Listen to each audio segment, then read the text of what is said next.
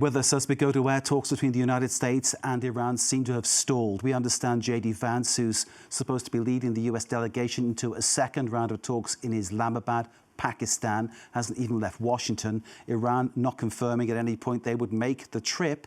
The clock is ticking on the ceasefire deadline. That deal is set to expire 8 p.m. Eastern US time tomorrow, 2 a.m. Thursday CET, Central European time, according to the Americans. But Iran says it actually expires at midnight GMT, or 3:30 a.m. in Tehran tomorrow.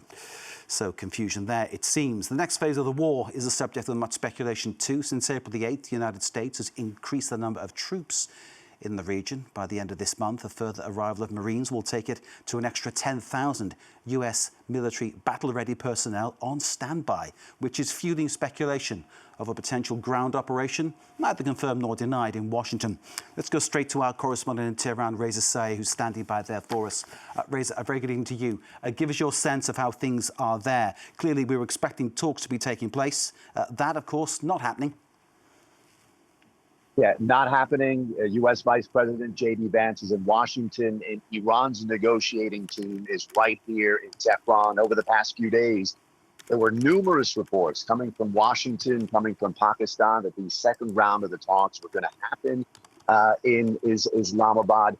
However, Iran's negotiating team remains in Tehran. They haven't decided to attend the talks. Why is that?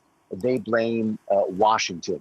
They don't like the bluster coming from Washington. They don't like the fact that Washington's failed to lift the U.S. naval blockade on the Persian Gulf, blocking ships from going to and from ports in Iran. And they also point to Sunday night, U.S. Marines attacking an Iranian vessel, seizing that Iranian vessel. So that's where things stand. Contrast where we are tonight to late last week. On Friday, there was a lot of positive signals that these talks were going to happen.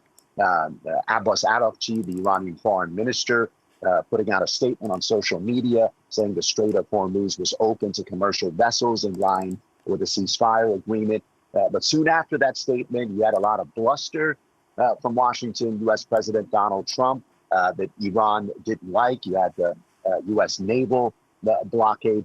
We should point out that even though Iran's negotiating team is still here in Tehran, they've left the door open. They say they're willing to go to Islamabad, but the impression is they're waiting for some sort of diplomatic gesture, perhaps the U.S. lifting that naval blockade in the Persian Gulf, perhaps releasing that Iranian vessel. They say they're open to it, but the conditions are not right, they say. We should also point out over the past few hours, there's been a diplomatic push to extend the ceasefire. State media here reporting Pakistan is pushing for the extension of the ceasefire.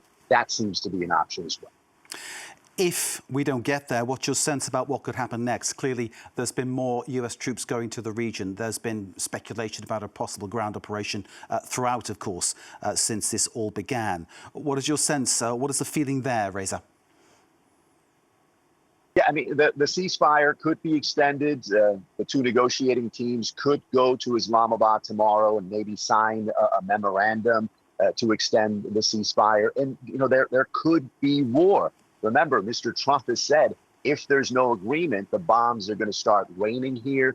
So the people understand that this is a possibility. The leadership is projecting confidence. They say they're ready for war. Tehran says if there's another attack, they have a surprise in store for U.S. forces.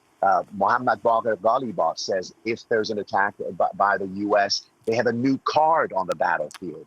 It's not clear what he means, but you get the sense that Iran is very confident that there's a war, if there's a war, and that has a lot to do with that new pressure lever that they have in the Strait of Hormuz. They see it as a strategic asset that can make any kind of attack, any kind of hostilities from the U.S.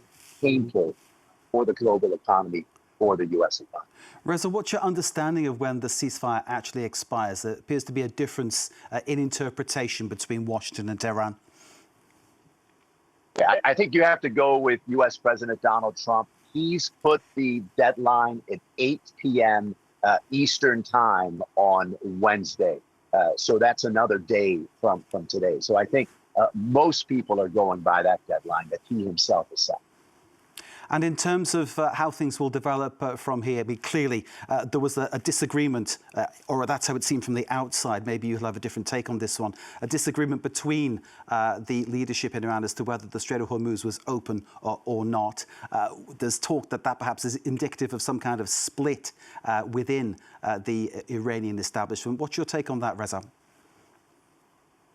There was some analysis that there was a split, but I can tell you over the past 4 or 5 days, there hasn't been a split. When you look at the political leadership, the military leadership, they are all sending the same message, that the Strait of Hormuz is closed, that the conditions are not right for genuine diplomacy, and they're not going to be bullied and pressured anymore from Washington. And again, you get the sense that this is the new Iran, that they're using that pressure lever at the Strait of Hormuz. That their position is they're not going to be bullied. They're ready for war if it happens. And until and unless conditions are right, according to them, they're not desperate to go to talks to Islamabad.